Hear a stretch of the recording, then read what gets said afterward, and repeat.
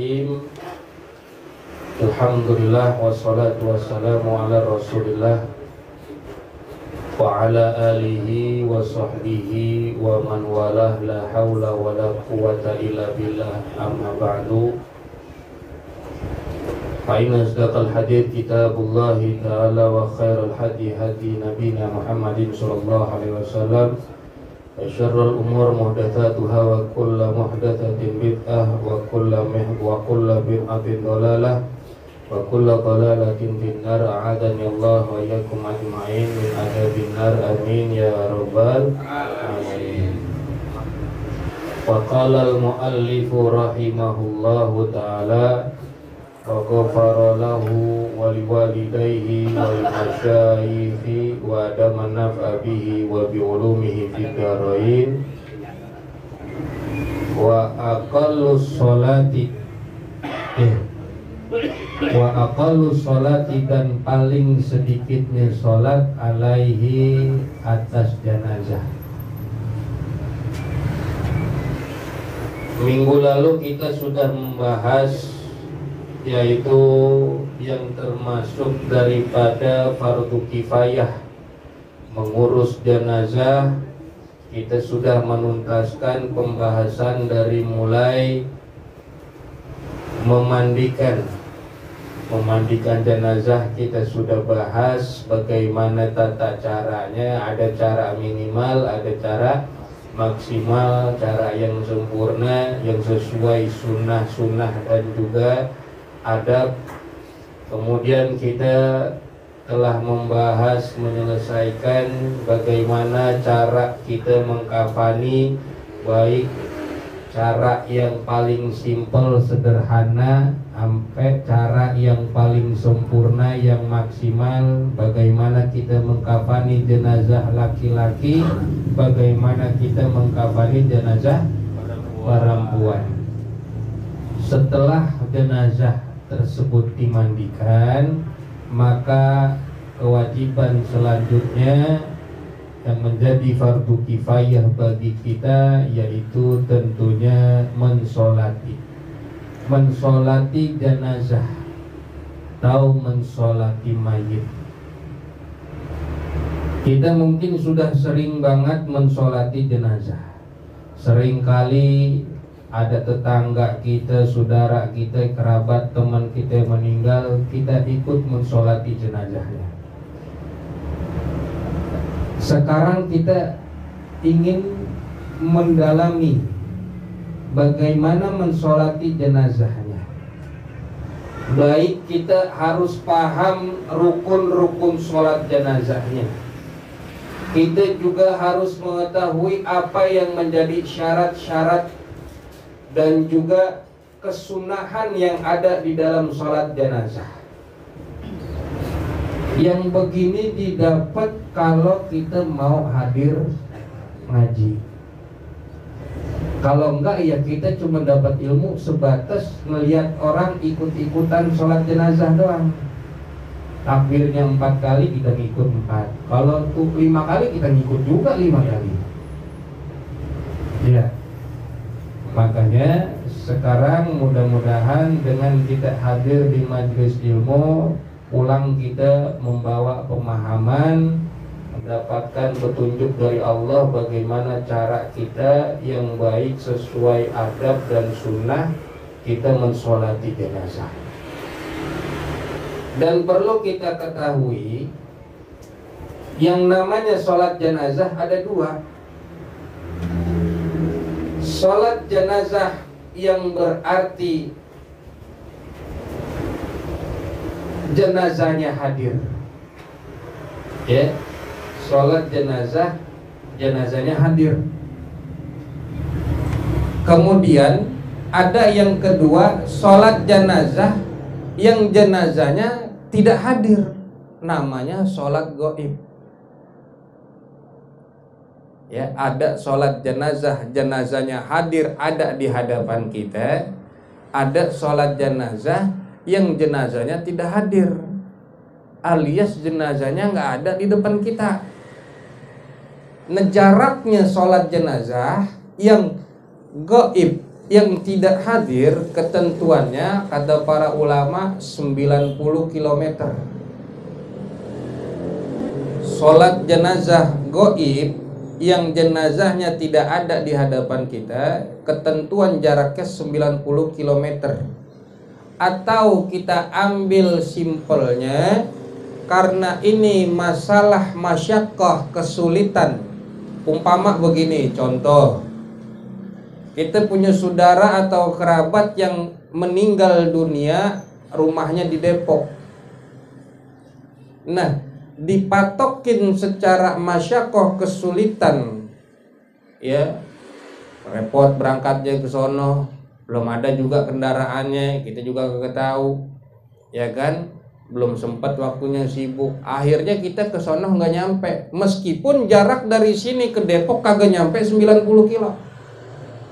Dari sini ke Depok berapa kilo? Sekitar 40-an ya, 30. Itu udah boleh, 20 kilo aja udah boleh. Kecuali masih dekat, baru 2 kilo, 3 kilo, 5 kilo. Mana? Oh, si Anu meninggal, di mana tempatnya? Tuh BKT Jatinegara dah, situ lempengannya. Terus ya kita mau sholat goib aja di sini. Ya nggak bisa, deket, masih bisa kita samperin. Masih bisa kita samperin. Hatta sampai tuh jenazah udah dikuburin, kita tetap sholatin di kuburannya. Karena masih dekat. Kalau jauh baru ketentuannya bisa sholat goib, jenazahnya kagak ada. Tak kita bahas, emang boleh Ustaz sholat jenazah yang udah dikuburin? Kita sholat di kuburannya, ntar kita bahas. Ya, tunggu pertanyaan, emang sholat di kuburan boleh nih? Ya, yang kayak begini dapatnya di ngaji. Tapi jangan disalah-salah, itu orang lagi ngapain di kuburan sholat? Sesat dikata. Nah, di sini dikatakan wa aqallu sholati alaihi, dan paling sedikitnya sholat jenazah an yanwiya fi'la sholati alaihi wal fardha wa yu'ayyin. Kita bahas rukunnya dulu. Yang termasuk daripada rukun sholat jenazah, dikatakan di dalam kitab ini paling sedikitnya kita berniat satu, ya, niat. Ini yang termasuk rukun. Rukun yang pertama yaitu niat. Niat yang berbarengan dengan takbir. Jadi niatnya dibarengin sama takbir. Bagaimana niat yang dibarengin dengan takbir? Yaitu yang hukumnya wajib. Niat itu termasuk rukun, berarti wajib.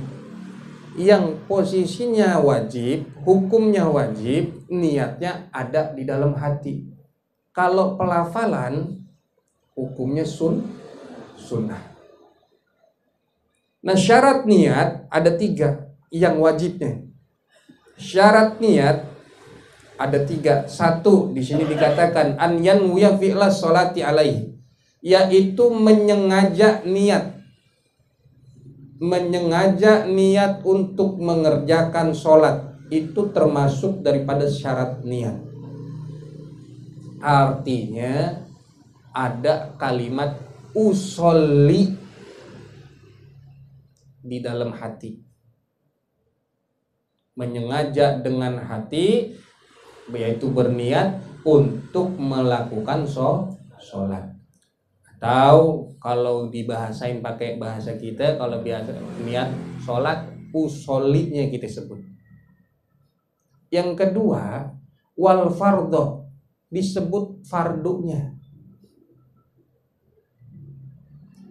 Kalimat fardonya disebut fardon. Bentar, bahas. Dan yang ketiga, wa yu'ayyin, menentukan. Ya, nggak beda jauh dengan sholat yang lain, sholat fardu, sholat yang ini, sholat sunnah, ini menentukan. Ada menentukannya.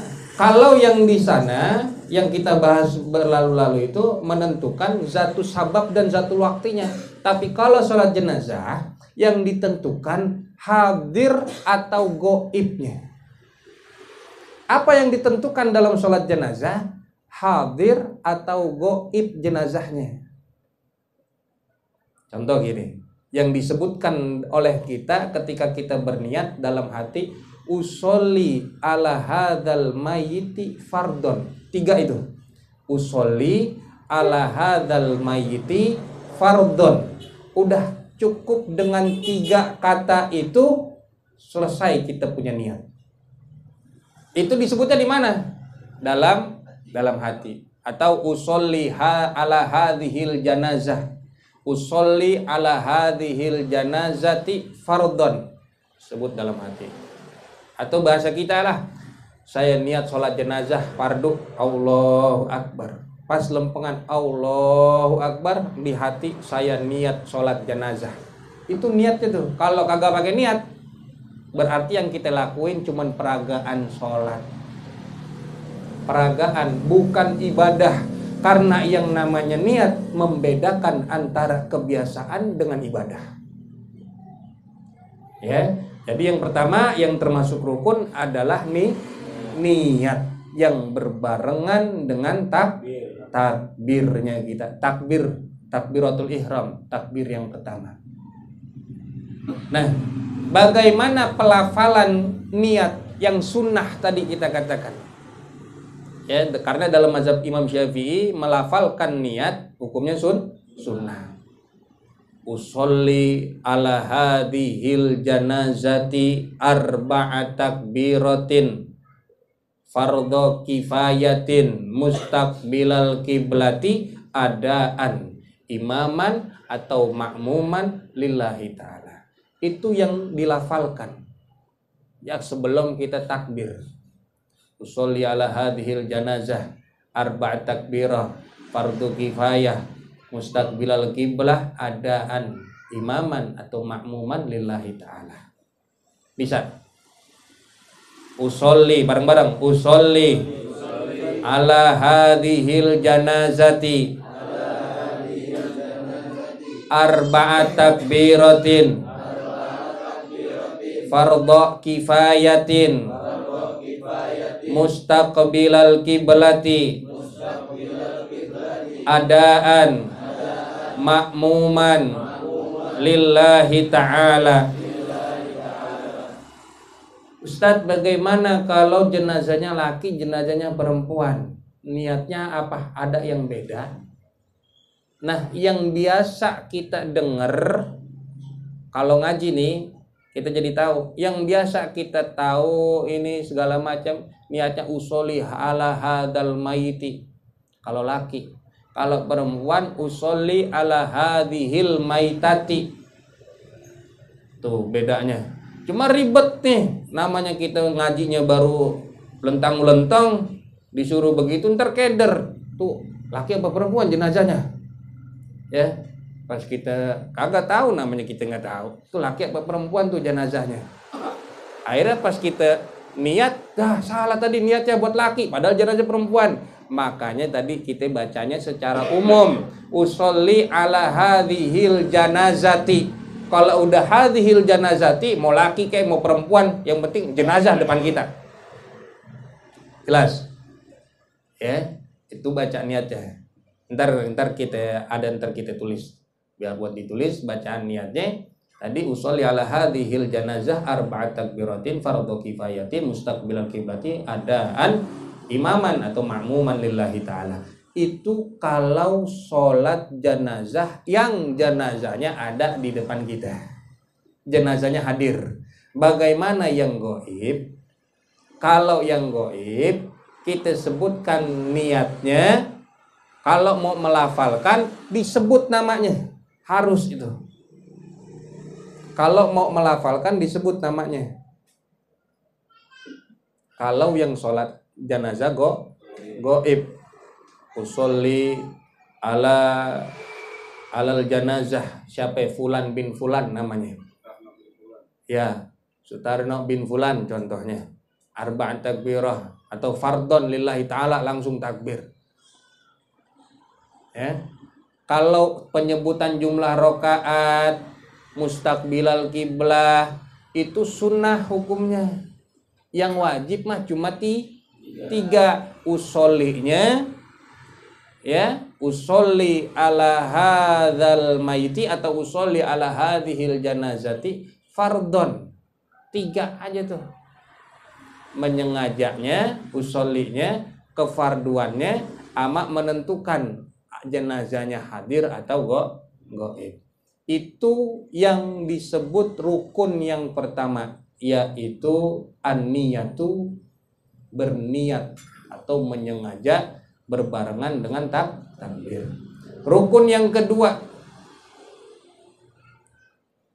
di sini dikatakan wa yaqulu Allahu akbar wa huwa qaimun in qadara, thumma yaqra al-fatihata, thumma yaqulu Allahu akbar, thumma yaqulu Allahumma sholli ala Muhammadin, thumma yaqulu Allahu akbar. Di situ takbirnya berapa kali? 4. Berarti rukun yang kedua 4 kali takbir.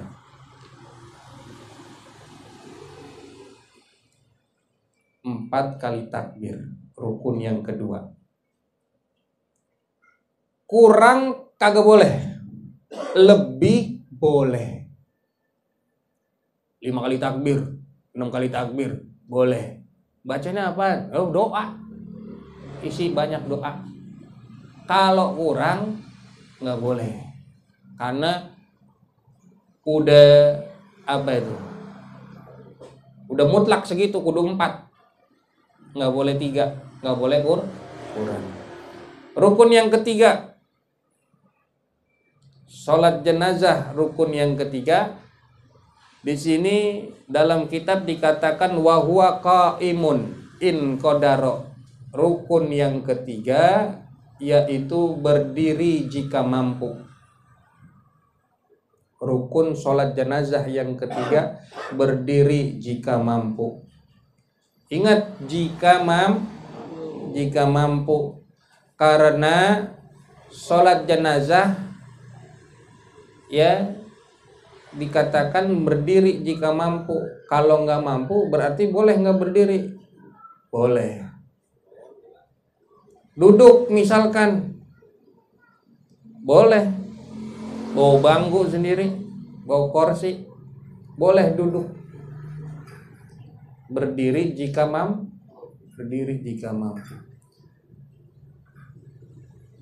Segan Pak Ustadz, bawa kursinya, segan sampai duduk-duduknya. Udah biarin aja dah. Sayang, sholat jenazah pahalanya segede gunung Uhud. Ya, sholat jenazah pahalanya segede gunung Uhud. Kenal atau kagak kenal kita sama jenazahnya, dapat pahala segede gunung Uhud. Makanya kalau kita lagi lempengan ada di masjid, tahu-tahu ada pengumuman sholat jenazah, kita ngikut aja. Mau kenal kek, mau kagak kenal, ikut sholat jenazah. Ya, biar apa? Pahalanya segede gunung Uhud. Nah, kita belum tentu dapat pahala segede gitu. Ya. Makanya kalau ada orang yang meninggal dunia, jangan sampai kagak ngikut nyolatin. Diundang nggak diundang, datang aja udah. Datang, lumayan ada amplopnya, nanti keliling tuh dibagiin ya. Pahalanya segede gunung Uhud. Duduk, ya biarin dah, duduk dah. Bawa kursi boleh, berdiri jika mampu, duduk berarti boleh. Kalau udah duduk kagak bisa juga, duduk nggak mampu.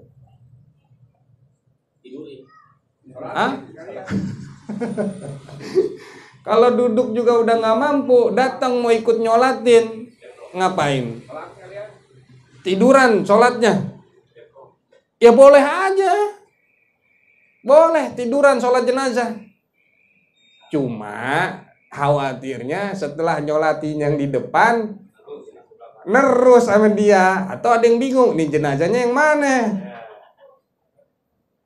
Ya, padahal boleh mah boleh aja berarti. Ya enggak? Tapi takut tadi dikhawatirkan begitu, kelar sholat yang di sono, lanjut sholat jenazahnya. Ya. Boleh berdiri boleh duduk jika tidak mampu untuk berdiri. Kemudian rukun yang ketiga. Berapa? Rukun yang keempat. Setelah kita tadi takbir 4 kali rukunnya, kemudian berdiri jika mampu, tsumma yaqra'al Fatihata. Membaca surat Al-Fatihah. Rukun yang keempat membaca surat Al-Fatihah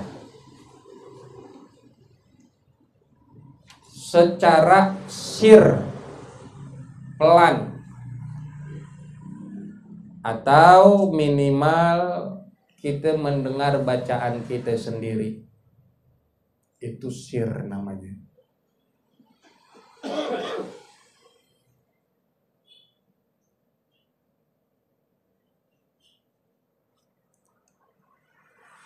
Setelah takbir yang pertama, lalu kita baca surat Al-Fatihah secara sir. Sunnahnya sebelum baca Al-Fatihah membaca ta'awudz.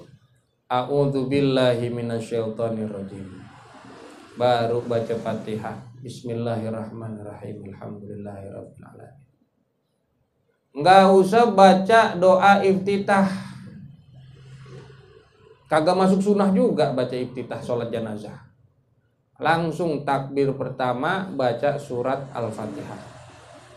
Sebelum Fatihah sunnah membaca a'udzubillahi minasyaitonirrajim.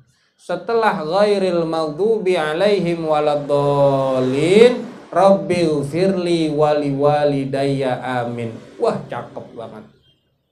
Setelah waladdallin baca rabbighfirli waliwalidayya amin. Baru takbir lagi. Itu udah sempurna banget. Diawali dengan a'udzubillah, baca Fatihah, setelah waladdolinnya ditambah dengan rabbighfirli waliwalidayya amin. Jelas. Rukun yang kelima, setelah takbir yang kedua kita membaca sholawat kepada Nabi Muhammad sallallahu alaihi wasallam.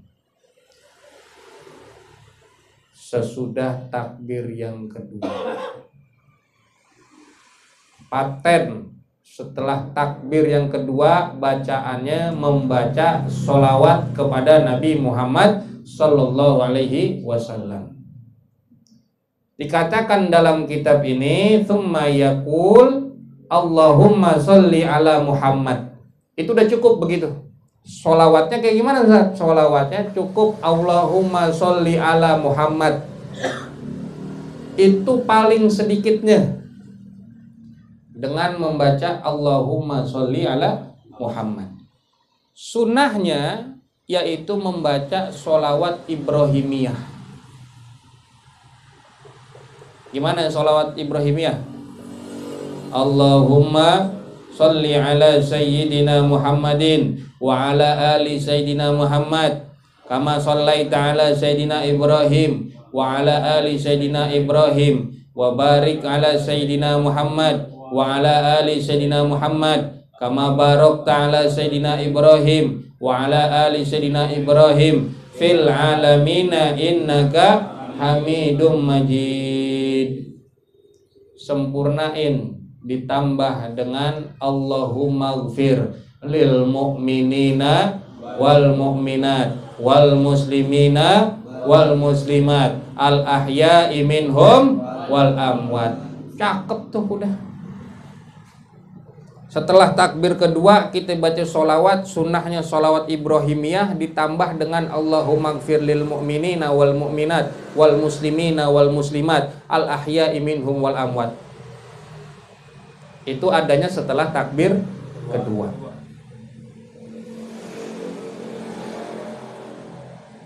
Kemudian rukun yang keenam, setelah takbir yang ketiga membaca doa. Rukun yang keenam membaca doa. membaca doa khusus mayit. Nih, dengerin. Rukun yang keenam setelah takbir yang ketiga yaitu membaca doa khusus mayit. Dalam kitab ini dikatakan doanya cukup dengan Allahumma gfir lahu warhamhu. Itu udah cukup segitu, nggak panjang-panjang. Paling sedikitnya Allahumma gfir lahu warhamhu. Kalau mau dipanjangin, boleh. Disempurnain, silakan. Allahumma gfir lahu warhamhu wa'afihi wa'fu anhu wa akrim nuzulahu. Terus yang panjang dan seterusnya. Ya, Allahumma gfir lihayyina wa mayyitina, terus seterusnya. Panjangin lagi terus. Kalau buat anak kecil, Allahumma ja'alhu faratan li abawaihi, terus panjangin. Doanya yang terpenting khusus untuk mayit setelah takbir ketiga. Nggak boleh diisi sama doa yang lain. Khusus untuk mayit atau jenazahnya. Jangan doain yang lain-lain di takbir yang ketiga. Yang meninggal laki, ya, Allahumma gfir lahu warhamhu wa'afihi wa'anhu. Ya Allah, ampuni dosa-dosa dia, ya Allah. Ya Allah, dia punya bini, jangan sampai bininya lari ke yang lain, cukup buat saya, ya Allah. Doanya bukan buat mayit tuh, buat bininya maksudnya.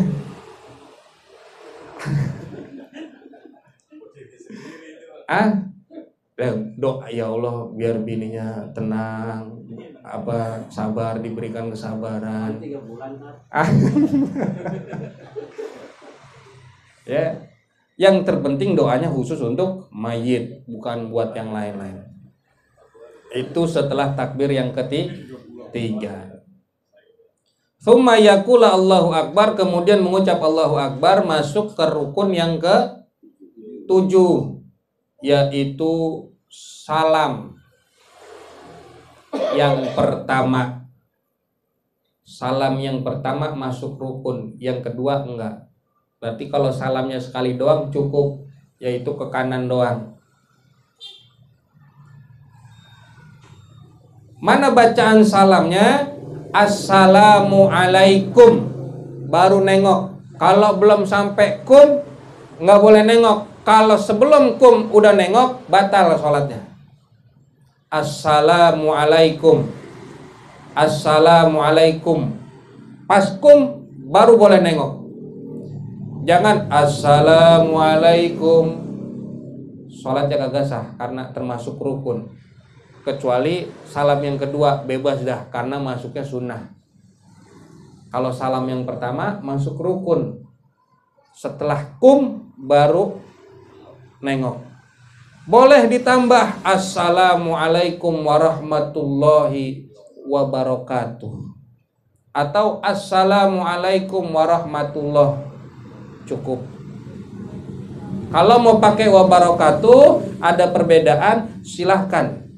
Tapi banyak ulama berpendapat kalau kita mau pakai wabarakatuh di saat salam sholat jenazah, wabarakatuhnya dipelanin. Assalamualaikum warahmatullahi wabarakatuh, untuk menghormati perbedaan pendapat. Silakan pakai salam pertama, salam kedua, silakan pakai warahmatullahi wabarakatuh. Yang terpenting yang masuk rukun yang ke-7 yaitu salam yang pertama. Salam yang pertama yang dia harus diselesaikan, dikerjakan sesuai dengan rukunnya. Assalamualaikum baru nengok. Makmum setelah imam salam kedua baru kita ngikut salam pertama. Jangan imam baru selesai salam pertama kita udah ngikut. Ntar tunggu imam salam kedua baru kita nengok salam pertama. Iya dulu apa? Tuh, agak sabaran amat. Ya. Wala budda, dan harus fiha di dalam sholat di dalam sholat jenazah, wala budda fiha, dan diharuskan dalam sholat jenazah, min syuruti sholati, dari syarat-syarat sholat, watarkil mubtilati, dan meninggalkan yang membatalkan sholat. Min syuruti sholat, dari syarat-syaratnya sholat juga kita perhatiin sholat jenazah.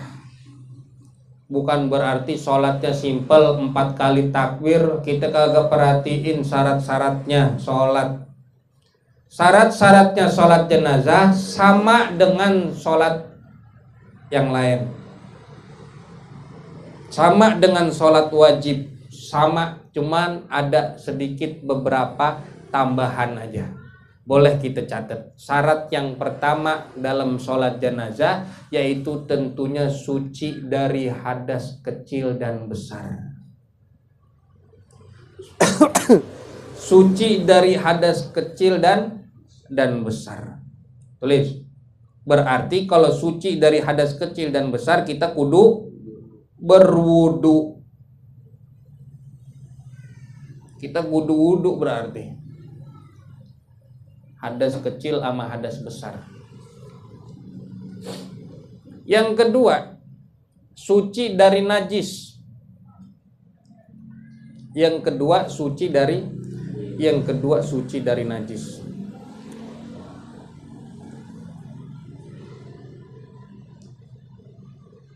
Baik pakaiannya, badan kitanya, dan juga tempatnya harus suci dari najis. Secara pakaian kita bersih, suci dari najis. Ya, pakaian kita yang kita pakai buat sholat, badan kita juga suci dari najis. Dan juga tempatnya suci dari najis. Lalu bagaimana yang tadi dikatakan boleh kita mensolati jenazah yang sudah dikubur di kuburan? Boleh enggak? Boleh, karena syarat mensolati jenazah yaitu kalau sudah dimandikan. Kalau udah dikuburin berarti udah dimandiin belum? Udah, berarti boleh enggak buat disolatin? Boleh. Lalu bagaimana soal tempatnya? Nah, ulama mengajarkan sholat jenazah kita yang jenazahnya udah di dalam kubur, kita datang udah dalam keadaan berwudu, ya lihat udah selesai dikubur, kita baru datang terlambat, ya udah, karena kita udah wudu, kiblat menghadap ke kiblat, kemudian kita sholat dengan sendal kita dilepas. Sendal kita dilepas, posisi sendalnya ada di bawah kita, kita injek, tapi nggak kita pakai. Jadiin alas. Supaya apa? Kita kagak tahu nih sendal, kalau kita pakai nih sendal pernah nginjek tai kotok nih, tai kucing. Ya, kaki sendalnya kita lepas, kita injek. Begitu. Ya, bagus-bagus ada alas, ada karpet. Kita sholat dah tuh pakai karpet. Dan karpetnya bersih, ya alhamdulillah. Kalau kagak ya tadi kita pakai cara begitu. Ya, jangan dipakai sendalnya. Dilepas tapi dijadiin alas atau diinjek sebagai alasnya. Ya, itu kalau sholatnya di kuburan. Kemudian syarat yang ketiga tentunya menghadap ke kiblat.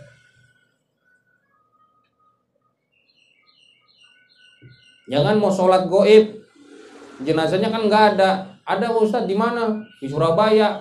Loh kita ngadep Surabaya. Enggak, tetap kita menghadap ke kiblat. Biar jenazahnya mah ada di Surabaya. Lah Surabaya ada di mana? Timur. Masa kita menghadap ke timur? Atau Bandung kita menghadap ke Bandung? Tetap kita menghadap ke kiblat. Dan kalau sholat goib itu jenazahnya udah selesai dimandiin, Ada yang meninggal, saudara kita jauh Kalimantan, kita mau sholat gaib, tanya dulu, udah dimandiin apa belum? Jenazahnya sudah dimandikan atau belum? Kalau belum, karena syarat sholat jenazah tadi harus setelah dimandikan, maka itu syarat yang keempat, masuk waktu sholat. Kapan waktu sholat jenazah? Setelah dimandikan. Jelas ya? Syarat yang kelima, masuk waktu sholat. Kapan masuk waktu sholat jenazah? Nggak ditandain pakai azan. Setelah selesai jenazah dimandikan, itu sudah masuk waktu untuk mensolati jenazah. Paham? Ya, setelah dimandikan. Yang kelima, syarat sholat jenazah berarti dimandikan terlebih dahulu.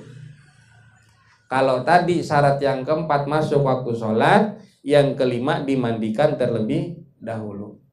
Lalu bagaimana jenazah yang tidak dimandikan? Seperti orang yang mati syahid. Orang yang mati syahid dimandikan enggak kemarin? Kita belajar. Enggak. Ya, orang yang mati syahid tidak perlu dimandikan, berarti enggak perlu disolatin. Jelas itu?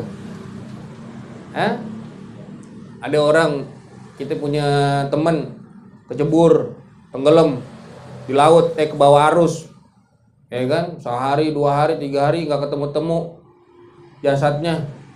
Kita kata udah meninggal aja, sampai sebulan nggak nemu juga. Sholatin nggak? Enggak, karena tidak dimandikan. Karena syaratnya kita mensolati jenazah kalau jenazahnya itu dimandiin. Ada nggak ada, tapi jenazahnya dimandiin nggak tadi tuh? Orang meninggal di laut ke bawah arus, nggak nemu, udah sebulan, disolatin nggak sama kita? Enggak, kenapa? Karena nggak dimandiin. Jelas ya? Kalau orang yang matinya terbakar, dimandiin nggak? Enggak, tapi cukup ditayamumin. Boleh nggak disolatin? Boleh, karena tayamum pengganti mandi tadi. Lah kalau kita mandiin habis pada coplok kulitnya, kebakar. Ya, kecuali tadi mati tenggelam, nggak nemu. Kalau nemu kita angkat, mandiin, sholatin. Kalau nggak ada jasadnya nggak perlu disolatin, karena kan tadi tidak dimandikan. Kemudian syarat yang keenam. Nah, jikalau jenazahnya itu hadir dan ada di hadapan kita, maka syarat yang keenam, jenazah posisinya ada di depan imam. Kita bicara posisi dulu. Yang penting tuh jenazah letaknya ada di depan imam. Nih imam, jenazah di depannya. Mau naruhnya gimana kek? Mau naruhnya gelantungan, mau didiriin, mau bagaimanain aja. Yang penting ada di depan. Digantung boleh nggak? Boleh aja, tapi nggak adab. Ya, menyakiti mayit juga masuknya begitu. Entar kita taruhnya gimana? Posisinya ada di depan imam. Itu syarat yang ke-6. Yang ke-7.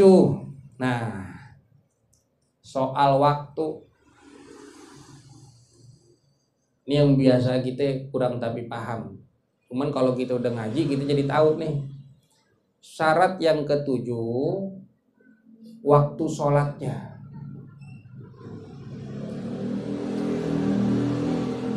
Saya mau nanya dulu, kalau sholat di waktu setelah asar boleh apa enggak? Sholat setelah subuh boleh apa enggak? Enggak boleh, haram. Setelah sholat asar, makanya enggak ada sholat badiah. Subuh pun enggak ada sholat badiah subuh. Maka tidak ada sholat setelah asar dan subuh. Lalu bagaimana statusnya kalau sholat jenazah setelah asar? Nih, kita jadi belajar di sini. Kalau sholat jenazah setelah asar, contohnya, kan tadi kita tahu setelah asar boleh sholat apa enggak? Enggak boleh. Tahu-tahu ada undangan ke kita, nyolatin jenazah setelah asar. Nah, jangan mentang-mentang kita udah belajar, kemudian kita main salah-salahin aja. Ntar dulu. Ada dua pendapat di sini. Tentang waktu sholat jenazah ada dua pendapat. Kalau yang pertama, pendapat yang pertama, jikalau dilihatnya sebab disolatkan, ya sebabnya dulu. Yang pertama, pendapat yang pertama, kalau dilihatnya kenapa dia disolatkan, sebabnya sudah dimandikan. Pinter mengono nih. Jikalau dilihatnya tadi soal sebabnya, dia disolatkan sebab sudah dimandikan, maka bebas waktunya, kapan aja boleh. Kalau itu pendapat yang pertama, karena mengikuti apa yang terjadi seperti sholat tahiyatul masjid, bebas waktunya, yang penting sholatnya di masjid, kan begitu. Begitupun ya apa namanya tadi, sholat jenazah yang dia dilihat sebabnya tadi sudah dimandikan, maka bebas waktunya kapan aja. Jadi kalau tadi kita lihat, wah boleh berarti sholat habis asar. Ini pendapat yang pertama. Sedangkan pendapat yang kedua, jikalau disengaja untuk sholat setelah asar maka tidak sah.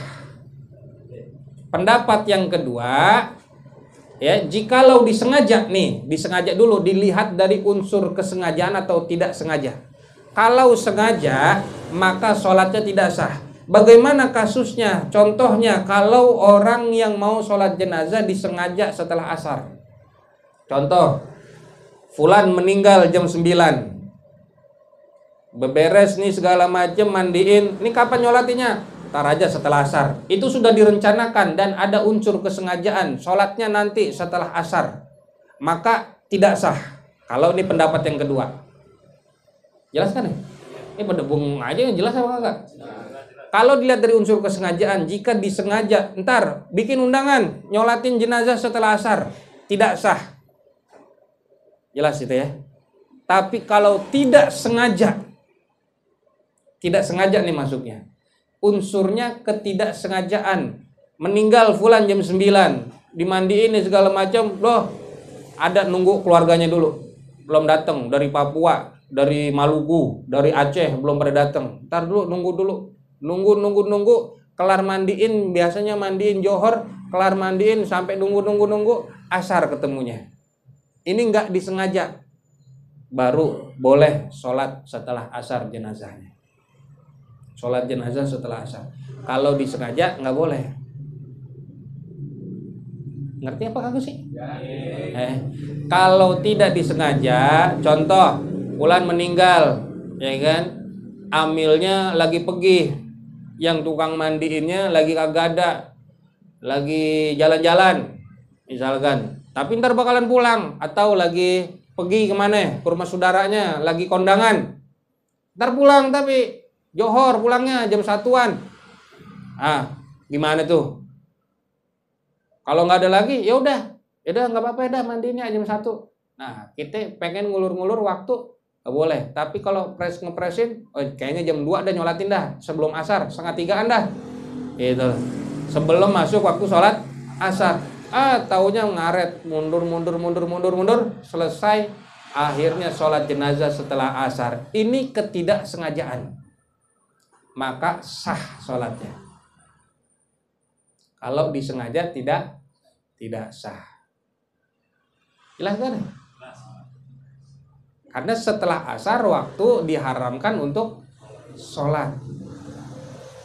Tapi kalau ngikut pendapat yang pertama, bebas waktunya kapan aja. Ya terserah, tinggal pilih. Ya, mau ikut pendapat pertama apa pendapat kedua. Maka nanti ketika kita mendapat undangan ada sholat jenazah setelah asar, ya udah kita husnuzon aja, berprasangka baik. Oh mungkin agak sengaja dia, atau baru meninggal tadi jam 1 kali, akhirnya disolatinya bisa asar gitu ya.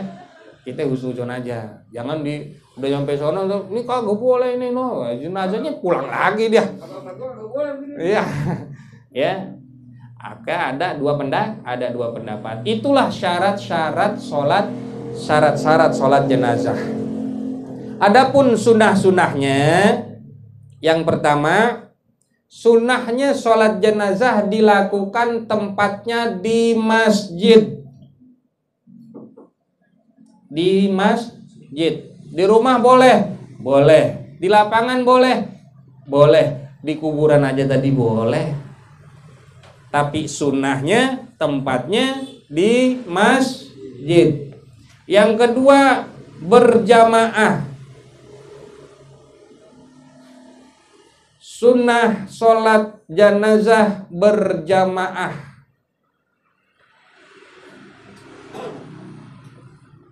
Berjamaahnya berapa orang? Sunnah yang ketiga, minimal 40 orang. Minimal 40 orang. Berjamaah 40 orang. Makanya bikin undangan kan. Ya kan? Kalau perlu sampai kita nyiapin bayaran yang datang sholat jenazah, bagiin, amplopin. Minimal 40 orang. Kita ngejar sunnahnya. Karena apa? Dalam hadis dikatakan Nabi Muhammad SAW, "Ma min rajulin muslimin yamut fayaqumu ala janazatihi arba'una rajulan la yusyrikuna billahi syai'an illa syafahumullahu fih." Orang meninggal dunia, muslim meninggal dunia dan disolatin 40 orang, yang nyolatin 40 orang, yang dia tidak syirik memusyrikan Allah Subhanahu wa taala, maka illa syafa'ahumullahu ta'ala illa syafa'ahumullahu fi, Allah akan memberikan pertolongan. Allah berikan rahmat kepada itu jenazah, Allah berikan berkah kepada itu jenazah. Syaratnya, sunnahnya minimal 40 orang. Dengan kehadiran 40 orang mendatangkan rahmat dan berkah untuk jenazahnya. Dalam riwayat lain 100 orang. Dalam riwayat lain 100 orang. Ma min mayitin yusolli alaihi ummatun minal muslimina yabluguna mi'ah kulluhum yashfa'una lahu illa syufi'u fih. Tidaklah seseorang mayit meninggal dunia, orang Islam, yusolli alaihi ummatul muslimin yabluguna mi'ah, 100 orang yang nyolatin, maka kulluhum yashfa'una lahu, semuanya memberikan rahmat dan barakah, mendatangkan rahmat dan barakah dari Allah Subhanahu wa taala. 40 minimal, dalam riwayat lain 100 yang jamaah. Lalu sunnah yang keempat, paling sedikit bikin 3 saf, 3 baris sholatnya. Paling sedikit 3 barisan sholat atau 3 saf. Amagolan Nabi, ma min muslimin yamut fayusalli alaihi thalathatu sufuf minal muslimin illa aujaba. Tidaklah seorang muslim yang meninggal dunia kemudian disolatkan dengan 3 barisan sholat, 3 saf dari kaum muslimin illa aujaba, maka wajib mendapatkan rahmat dan barokah, mendapatkan syafaat pertolongan dari Allah Subhanahu wa taala. 3 baris, 1 sama imam jadi 4. Lalu bagaimana kalau yang nyolatin orangnya cuma 3?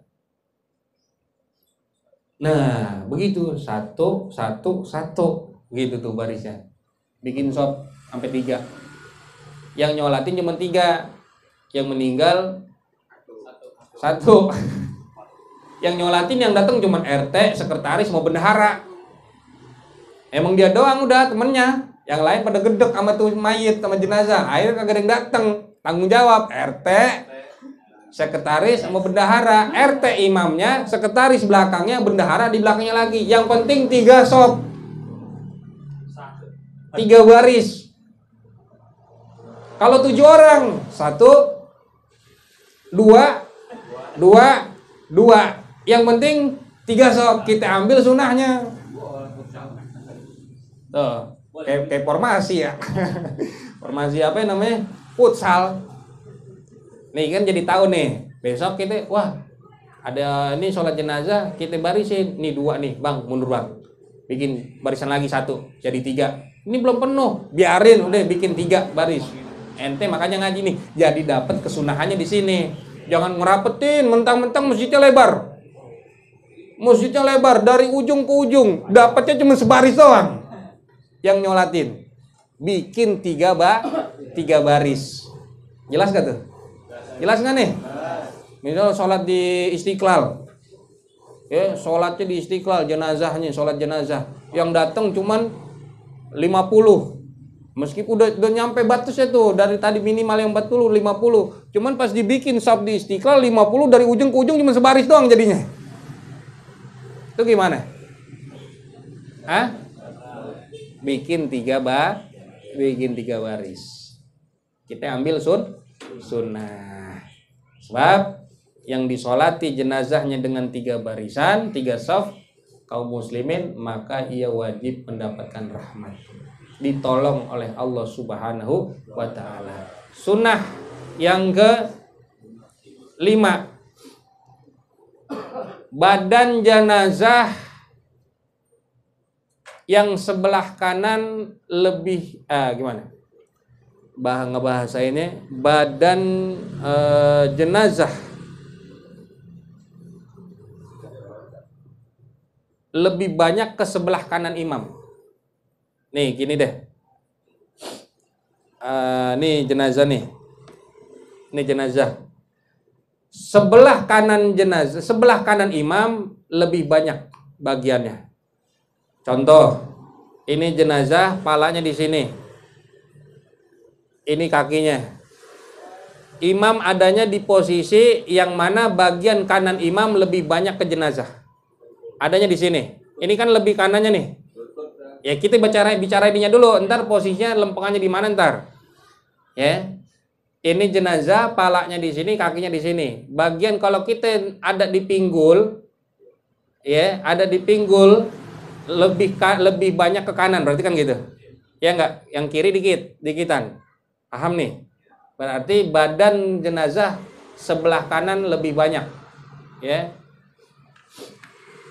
Itu syarat ya sunnah yang sunnah. Ini sunnah tapi nih, ya.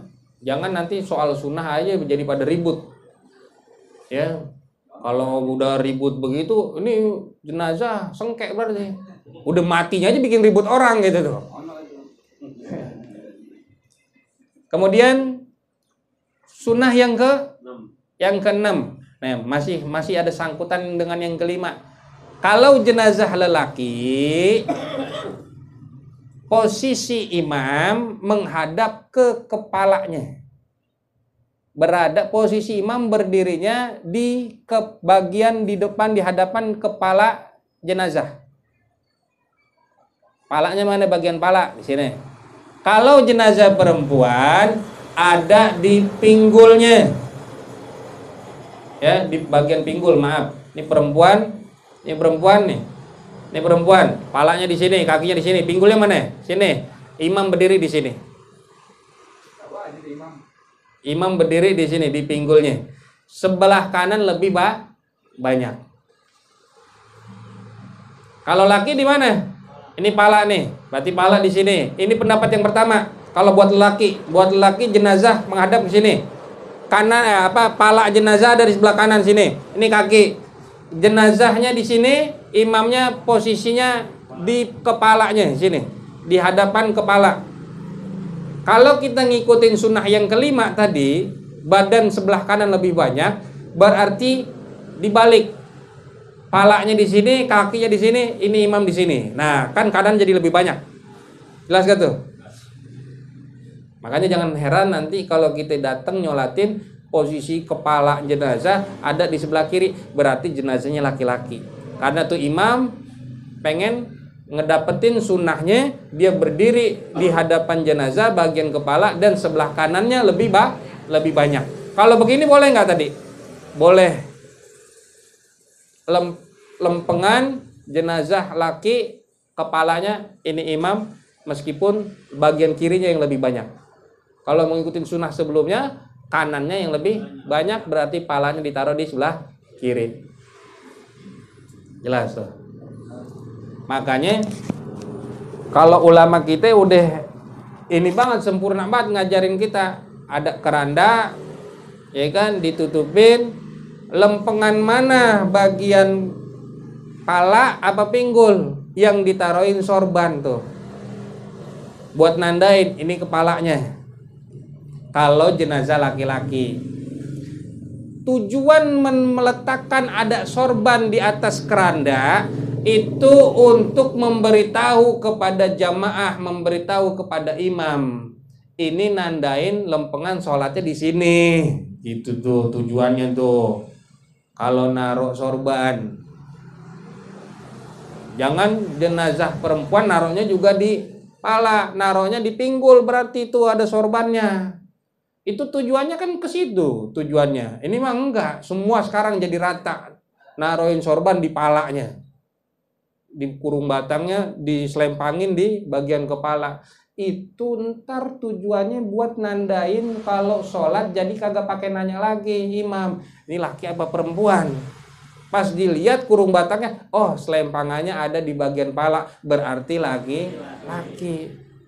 Kalau selempangannya ada di pinggul, oh berarti jenazahnya perempuan. Ntar yang lain jadi ngelihat, apalagi kita yang kagak tahu, lagi main-main mampir ke masjid, ada jenazah, sholat jenazah.